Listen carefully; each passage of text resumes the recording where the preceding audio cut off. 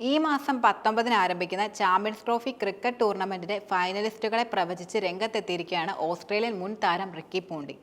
ഇന്ത്യയും ഓസ്ട്രേലിയയും തമ്മിൽ മറ്റൊരു ICC ഫൈനൽ കാണാൻ സാധിക്കുമെന്നാണ് പോണ്ടിംഗ് പ്രധാനമായും ചൂണ്ടിക്കാട്ടുന്നത്.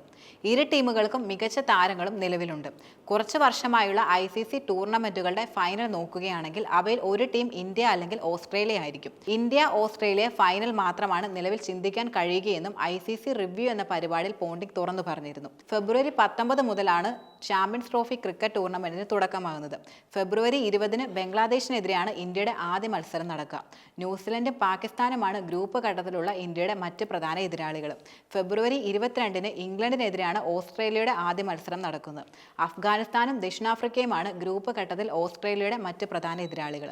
2023 ടെസ്റ്റ് ചാമ്പ്യൻഷിപ്പിലും ഏകദിന ലോകകപ്പിലും ഇന്ത്യയും ഓസ്ട്രേലിയയും തമ്മിലായിരുന്നു ഫൈനൽ നടന്നിരുന്നത്. രണ്ടിടത്തും ഓസീസ് ആയിരുന്നു വിജയം നേടിയത്.